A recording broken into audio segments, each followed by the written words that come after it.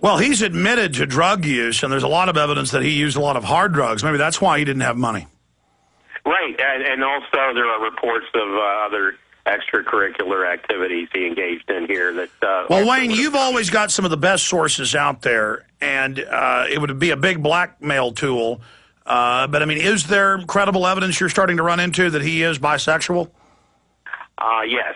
And it's known here in Chicago. It's known among members of the African American community. And let's just say, I mean, where was the media? Unfortunately, the Chicago media couldn't go very far on this because of what's happened to many of the reporters at the Chicago Tribune have been laid off because of this slumlord real estate tycoon Sam Zell. And, of course, the Chicago Sun-Times is basically up for grabs.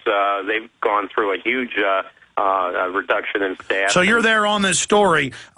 Shifting gears again, what's the word in Washington on Elena Kagan? Is she just somebody they're throwing out there with no judicial experience, who's anti-free speech, anti-Second Amendment, knowing that she'll just take all the fire, and then who they really want will come in after her? Or do you think they're really this arrogant to try to put her in? No, because you see who they're lining up. They're lining up all the judicial experts and bar association cronies are all saying, "Oh, she's so wonderful."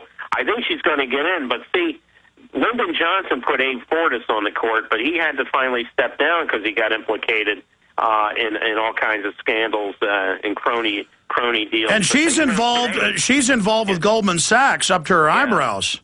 Yeah, but see, they know that today you can't get rid of somebody on the court like they did Abe Fortas, because once they're there now, you could get them for evidence of being an axe murderer, and it would probably be impossible to get them off the court.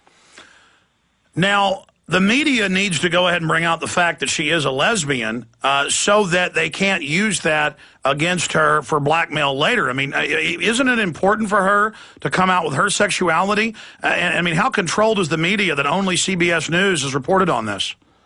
Yeah, I mean, the media is totally controlled. And, the people in the legal community who are coming to her defense and praising her, look, this is part of the whole inside the D.C. mentality. You scratch my back, I scratch yours, and obviously this is what was going on here in Chicago with her here. She was associated with this city for many years with the University of Chicago. She clerked for Abner Mikva, and this U.S. judge, as far as they're concerned here, walks on water. So, if he says she's good, everybody falls into place.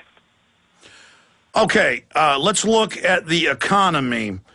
In free fall, markets down worldwide, the euro endangered of collapsing. What's your research on where this is going? Well, I think we're seeing a meltdown.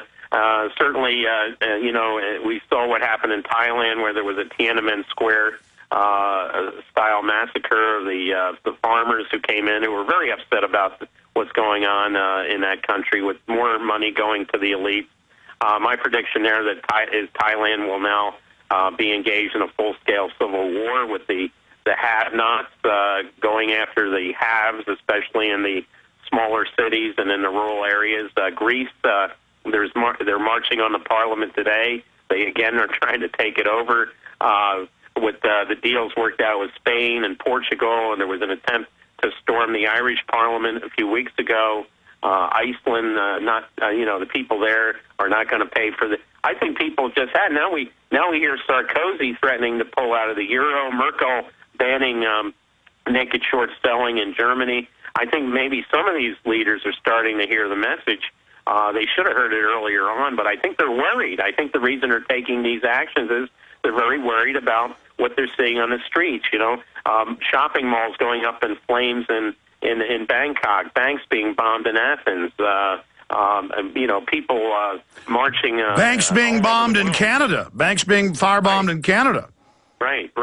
And now we see the Gulf of Mexico turning into a dead zone, and I just wonder how long it's going to take for people to reach that level of frustration here. I would note that more people filed for unemployment last month than previously, so Obama's all his brouhaha about unemployment coming down is merely rhetoric and not even true. Well, going back to domestic developments, and we're going to come back and talk about your research and the story you've got out about BP and the admitted cover-up there. I mean, every day they admit it was worse than what they had originally said, and they knowingly lied. But Rand Paul winning the primary in Kentucky by 30-plus points, the Republican incumbent losing in the primary in Utah, Specter going down, Zbigniew Brzezinski coming out on video and saying the world has never been this awake to our world government. We are in trouble, to the CFR. I mean, they are not invincible, are they? No, and I think what they're seeing, as I said, when people are getting, thousands, tens of thousands of people hit the streets, go on general strikes. We're seeing it all over Europe and Asia. We remember the food riots a few years ago popping up in places like Haiti and in Africa. We may see that happen again.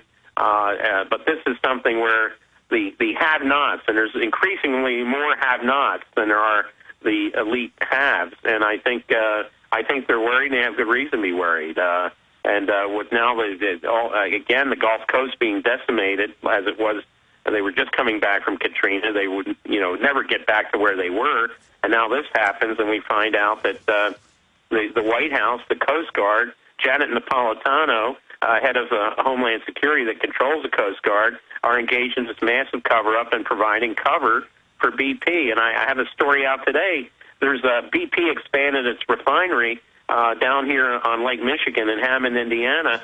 They made promises to offset increased pollution in the lake.